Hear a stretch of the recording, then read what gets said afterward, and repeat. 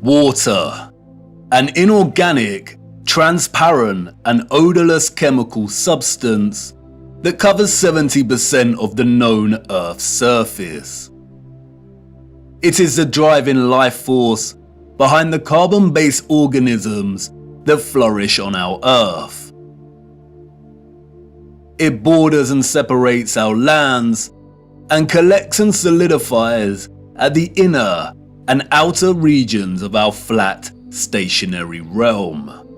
God should have sent a message to the inhabitants of Earth and been precise and told them to watch the water, to meditate on its function and natural laws, because in their time a great deception would be cast over them, like a cold shadow of an unknown, nefarious king. And maybe God did send this message in the form of a flood, but its truth was mythologized and buried, and the lie propagated in spite of it. Resting water does not curve and convex. The natural laws of a resting body of water insist that it takes the exact shape of the container it fills, and always finds and maintains a flat level. Resting water always rests flat. And watching the water when we sit at vantage points, when journeying above in planes, and before we take a sip from our drink, we must remember to never forget this law. Most of us instinctively understand the laws of water, and yet many continue their day-to-day willfully participating in the nonsensical, heliocentric hoax.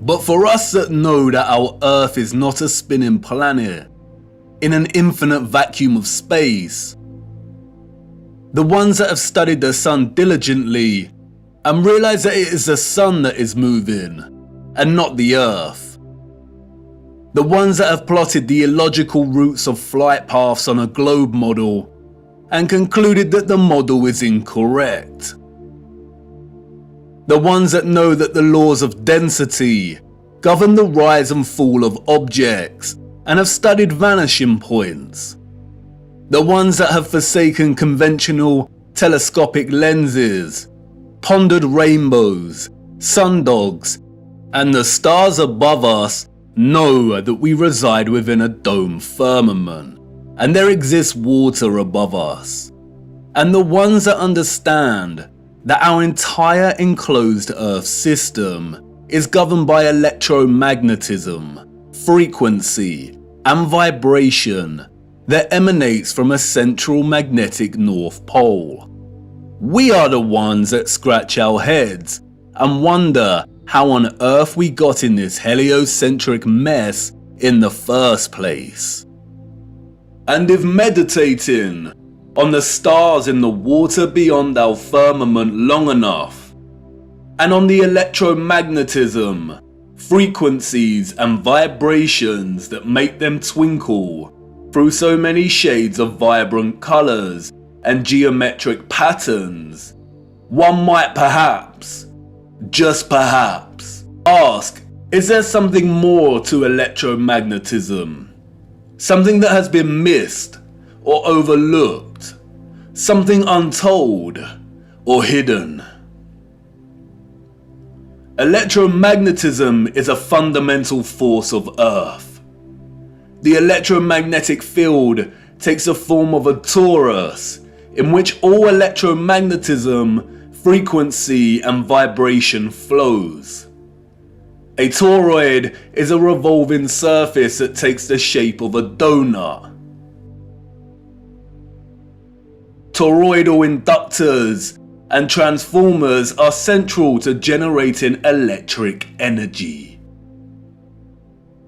There are many ways in which electromagnetism can be produced. We've looked at some before.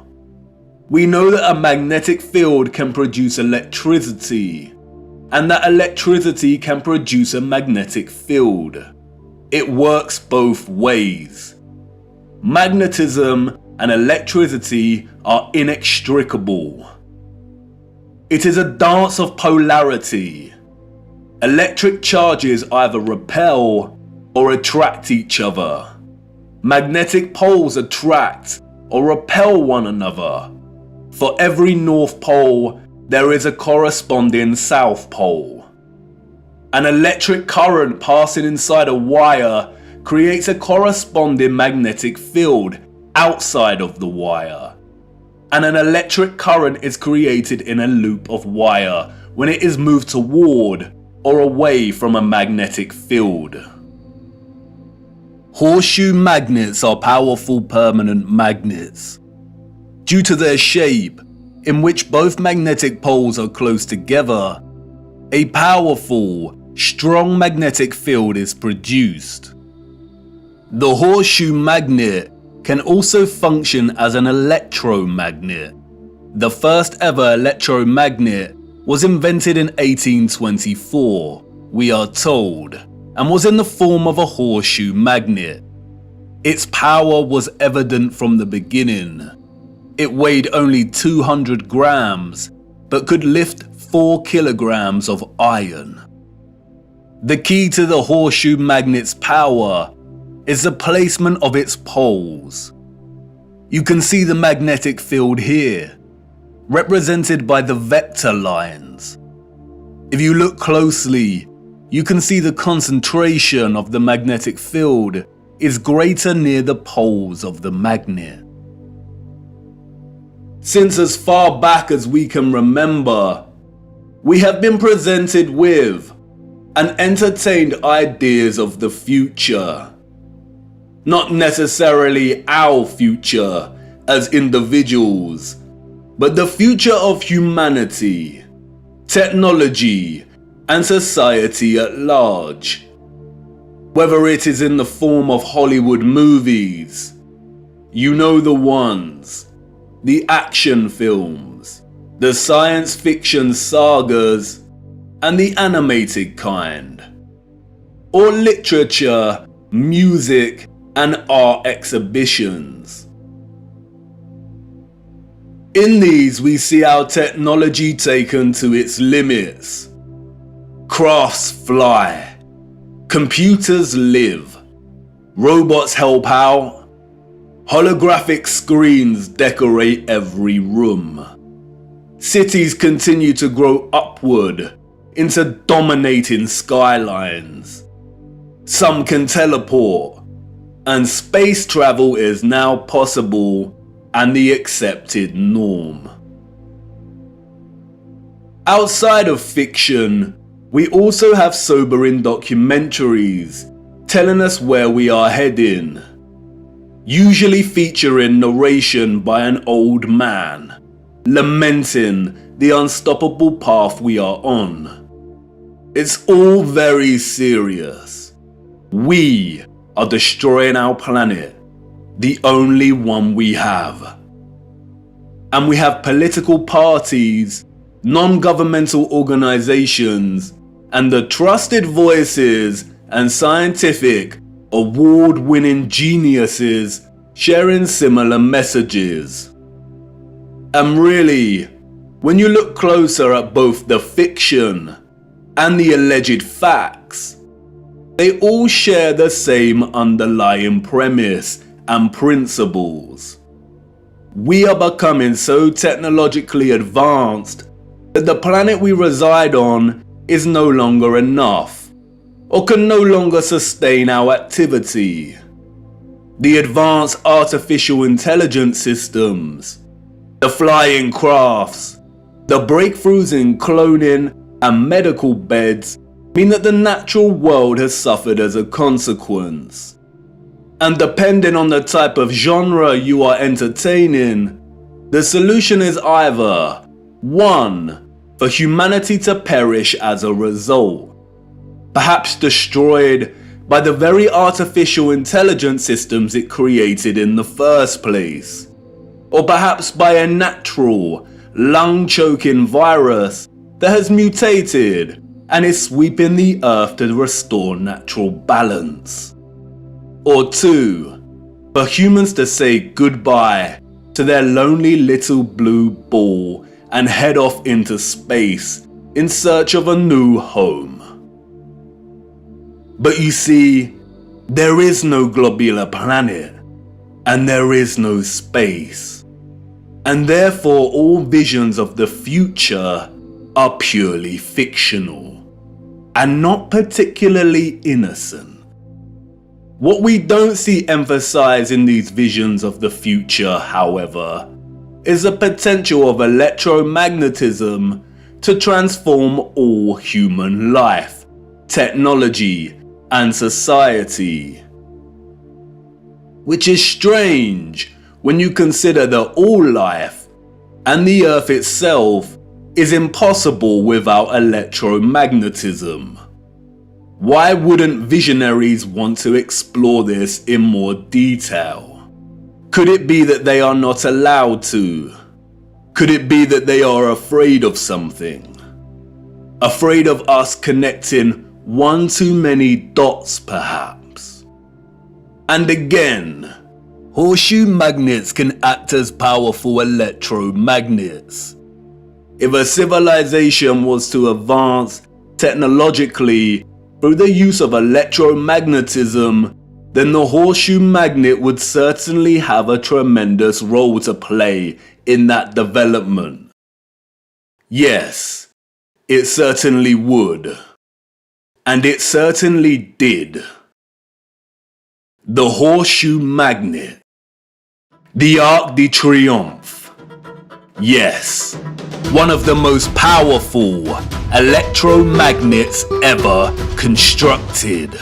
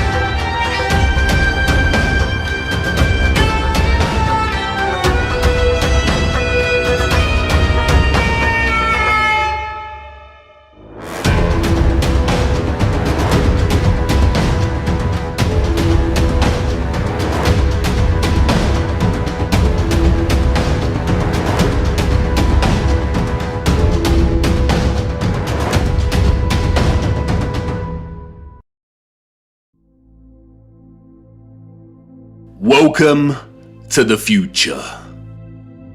Except it's the past. The future came and went and we missed it. The magnificent architecture we see throughout our realm, in which the official liars and controllers of our world have termed historicist, neoclassical, Renaissance, Gothic, and so on, all belong to one whole unified civilization. A civilization so developed they had harnessed the power of electromagnetism to such a high degree that they not only built these huge structures, but also crafted them with utter finesse and beauty. A celebration of their own technological advancement. The structures were designed with the sole intention of harvesting and generating electromagnetic energy and distributing it across the world.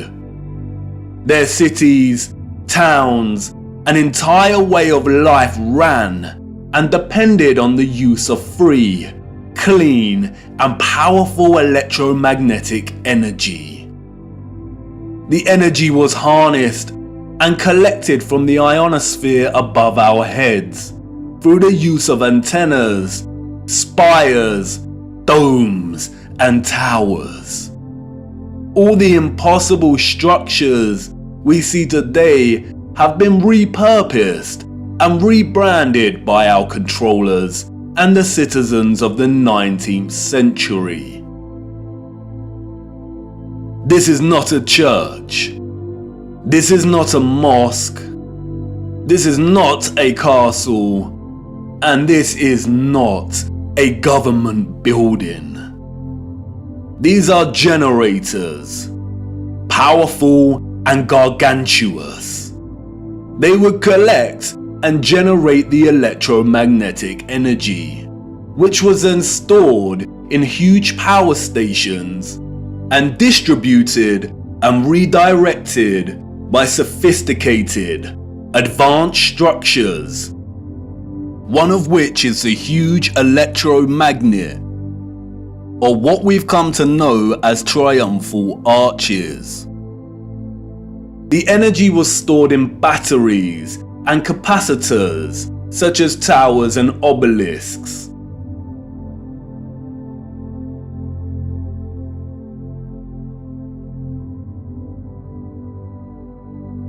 All cities were constructed across our realm in the form of one big, interconnected power grid, much like a huge computer motherboard. I already know what you're thinking. What? He's finally lost it. He had us with flat earth, but this is just too much. I know. The backup programming is kicking in. But before you turn away to leave and cast aside your muddy boots, let me show you how it worked. As you know, we live on a flat stationary plane.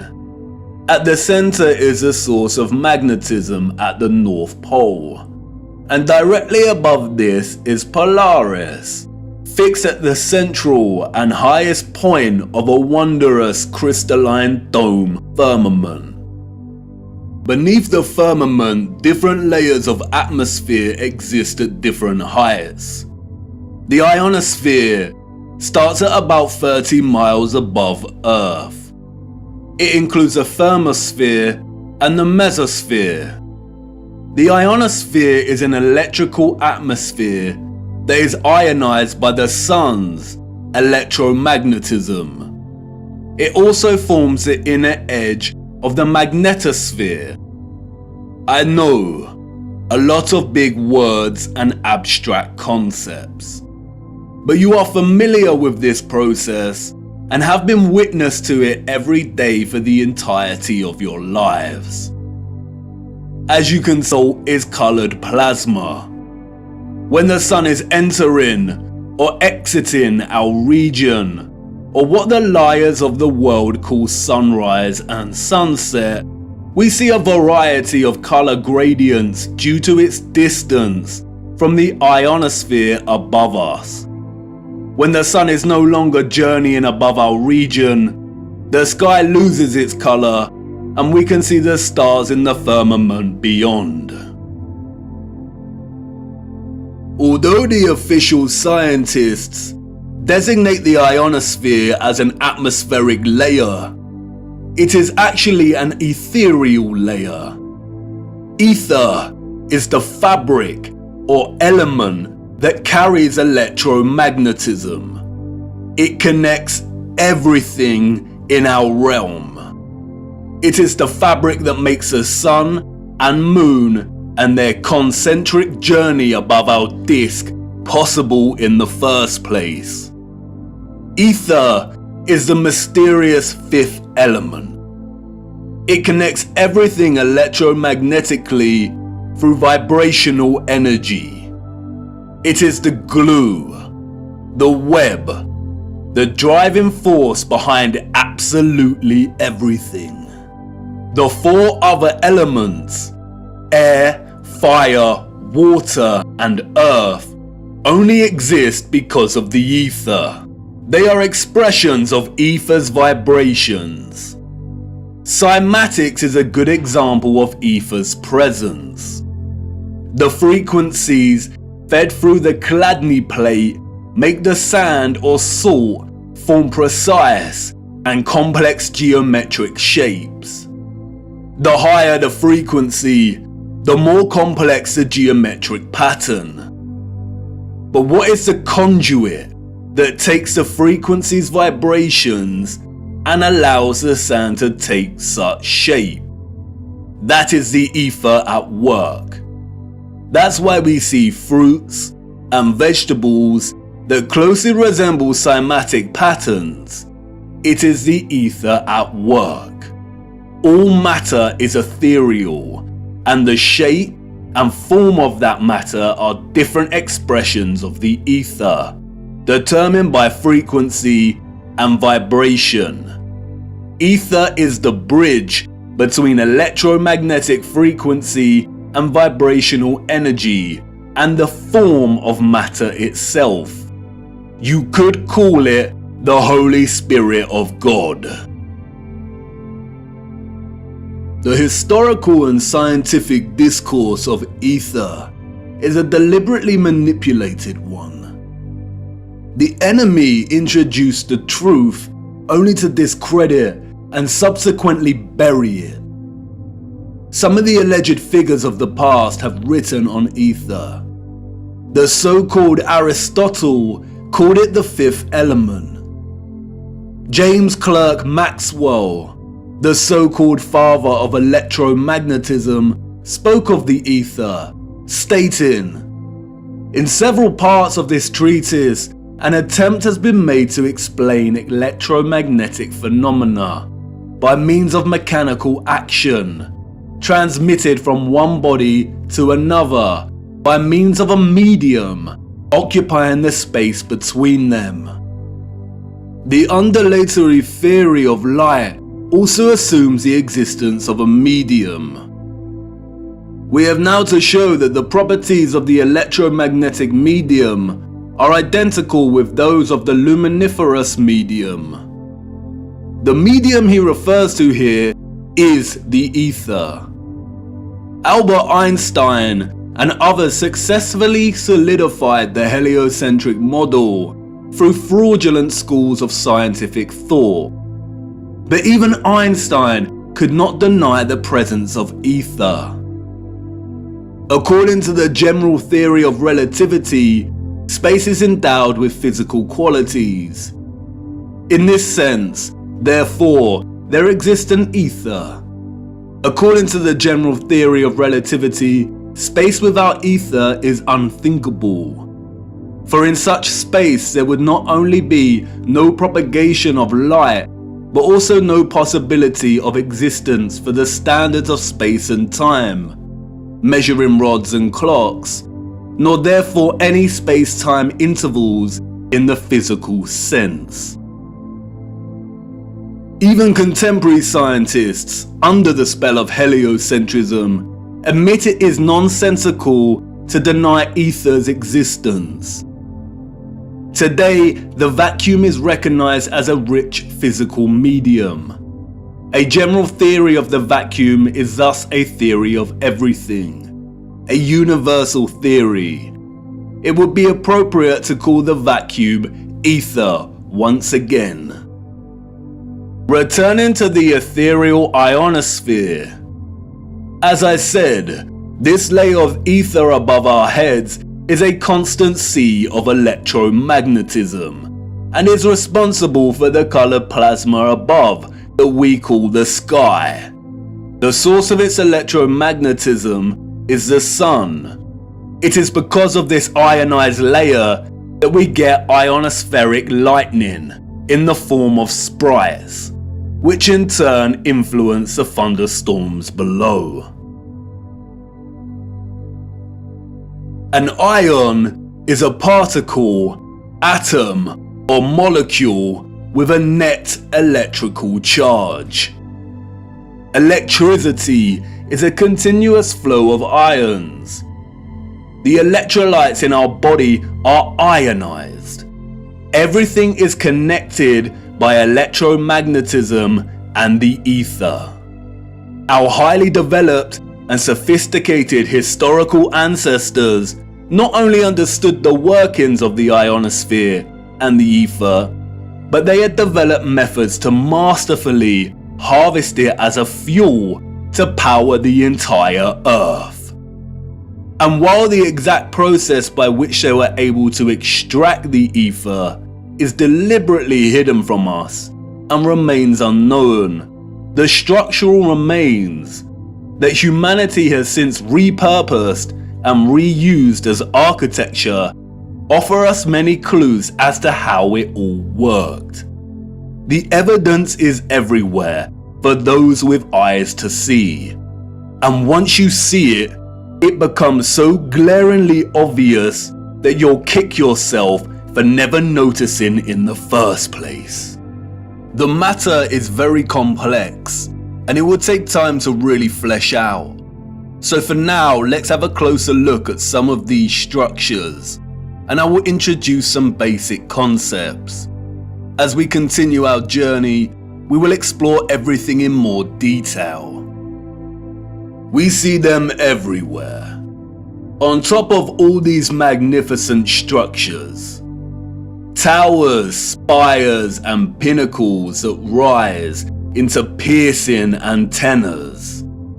It was through these complex antennas that the ether was harvested. You see, after the Great Reset of the 1800s, the enemy fractured the old world's unified understanding of God and created multiple religions to try and hide God and justify the existence of such grand and beautiful technological structures.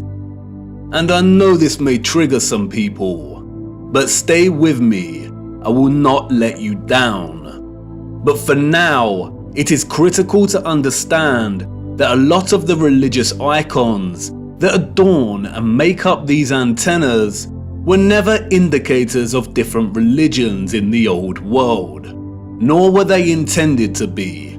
They signaled something else entirely. They are usually made from copper and gold. Both are excellent conductors of electricity. In many of the structures we call cathedrals, the symmetrical spikes on the pinnacles worked in a similar fashion, extracting ether from the ionosphere. Once harvested, the energy would inevitably have been drawn down into the top larger portion of these domed structures. When examining many of the interiors of these domes, we come to realize that they rely heavily on symmetrical ornamentation. This is achieved by indentation or cavities in the masonry. In the world of electromagnetism, a cavity resonator works through symmetry to produce oscillation or vibration of energetic particles. Symmetrical shapes force energetic particles or ions to vibrate in a constant manner. Is this why we see perfect symmetrical ornamentation within the ceiling of many domed structures?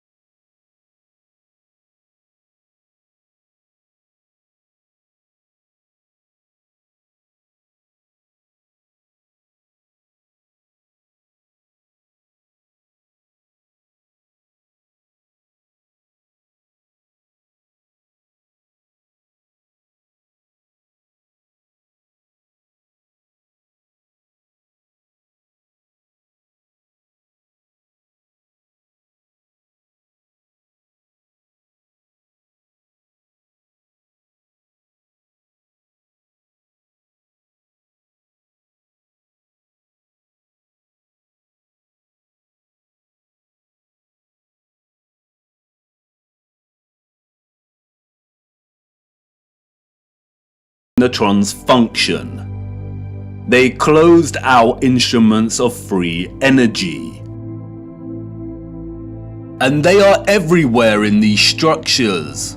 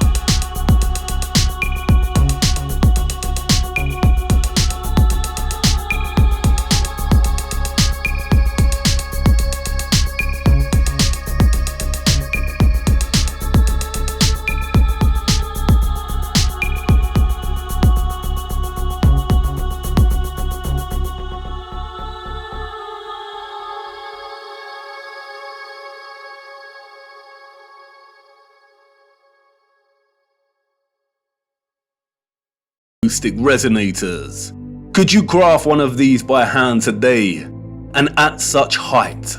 Why would an underdeveloped people spend so much of their time crafting such perfect symmetrical ornamentation? Especially if it had no function and was purely aesthetic. They wouldn't. The cavity resonators and magnetrons would have had to have worked in partnership with a central engine or reactor contained within all these structures. Both resonator and reactor are interesting words. Just like the words conductor, generator, creator, and the name Mercator, they all contain the word Tor within their linguistic structure. They hold a linguistic memory and pay homage to the torus or toroidal field. The torus is the flow of electromagnetism. Without this flow of energy, there would be no life on Earth. No one can really know for sure, but some have suggested that the engine was probably similar to a fusion reactor. The traces of these engines can be found within all of the larger generators. The empty shell of where the engine used to reside is usually, but not always, octagonal. It's been right in front of our faces the whole time. The controllers remove the engines, sometimes repurposing the space as baptistries and bandstands, sometimes just leaving the base either barren or attempting to cover them up. We see these octagonal structures in cathedrals, government buildings, mosques, and detached bandstands. And unless they have been repurposed, these structures seem to hold no overall function. They do not contribute to the overall structure. They appear superfluous and unnecessary. Theories have surfaced that the engines or central technological mechanism was similar to a tokamak. And while I do not subscribe to this idea, which will become evident as to why later in our journey, for now we will use it for illustrative purposes. A tokamak is a powerful device that uses a magnetic field to produce plasma in the form of a torus. The contemporary tokamaks we see are used in thermonuclear fusion power. The tokamak's toroidal field, in conjunction with the vibrating ions from the ether, would have produced a highly conductive electromagnetic field of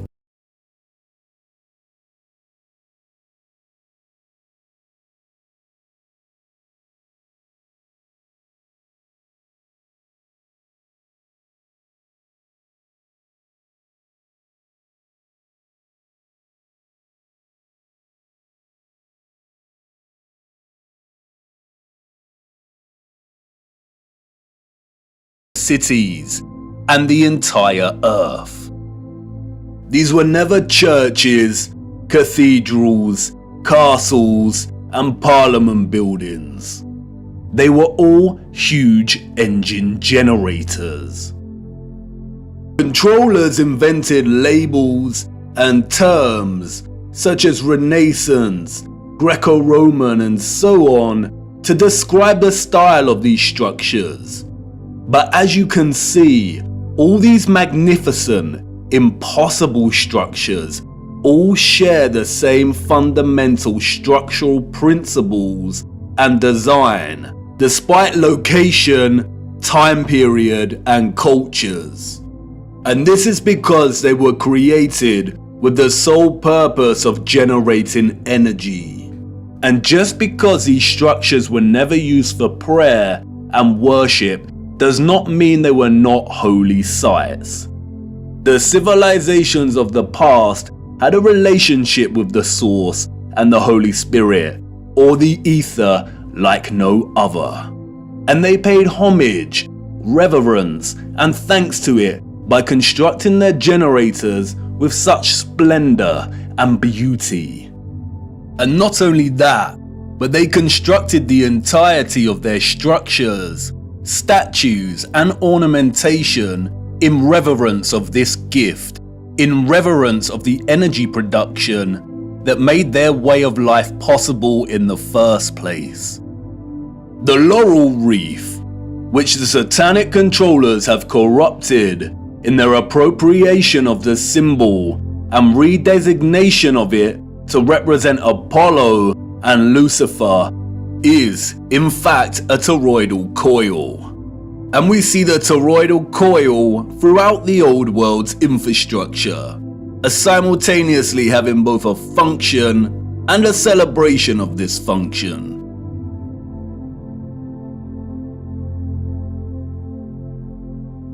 Electromagnetic coils are electrical conductors.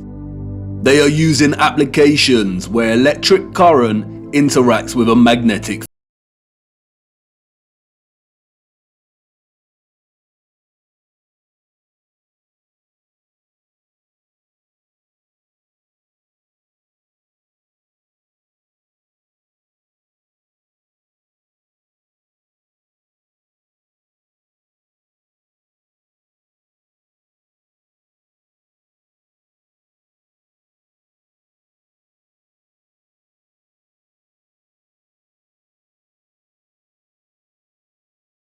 Which in turn create an electromagnetic field. It's all one interconnected system. And we see it everywhere. This is what columns and rotundas were used for. Powerful coils to generate electromagnetism and carry the current in loops. The torus is found at the base of pretty much every column found throughout our realm. It is everywhere. Look at the movement of electricity through a wire and the simultaneous magnetic field it produces. This is exactly the shape of a column. And we see this present in all of these gigantic and meticulously crafted columns. These iron rods run throughout the stone infrastructure and are complemented with copper and gold roofing.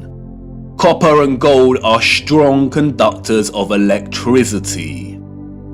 Often we find entire statues, arches, domes, and roofing made from a distinctive blue copper.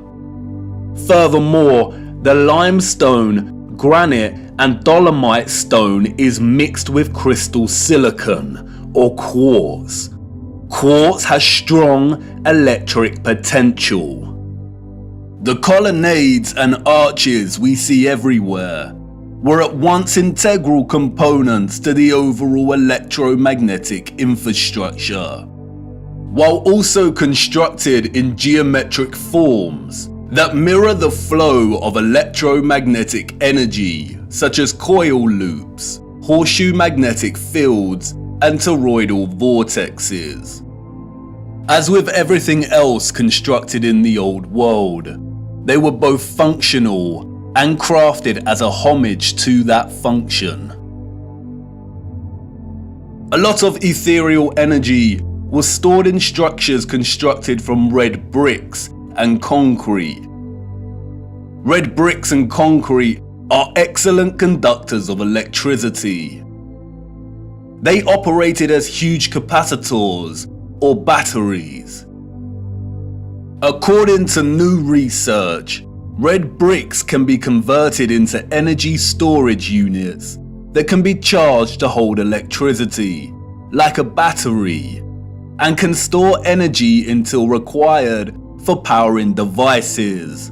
The key to this battery-like function inherent within red brick is the iron oxide. The development and use of red brick is so important, and we will be returning to this subject much later in our journey. The really big red brick power stations and batteries were designated and recognizable by their white stripes, such as St Pancras Railway Station in London, and many other famous structures. We still carry this red and white stripe designation of power stations today, and it is also an indicator for the magnet. Some were constructed of blue, black, and brown with white stripes. Towers, obelisks, and small clock towers functioned as the intermediate capacitors or batteries to store, distribute, and provide energy throughout the grid. The entire flat realm Earth was connected as one whole grid. a complex interconnected system of free energy production, distribution, and consumption. And this entire grid was destabilized and deactivated somewhere between the 17th and 19th century. Power grids like this do not function on a spherical mass. Our historical ancestors knew that the earth they walked upon was flat. This type of futuristic technological advancement is the result of a civilization knowing exactly what type of earth they lived upon. They were not subject to the same satanic deceptions and abuses as we are. They were not raised believing they existed on a lonely globular rock spinning in the vacuum of space. The true, ethereal, electromagnetic properties of the earth were not hidden from them.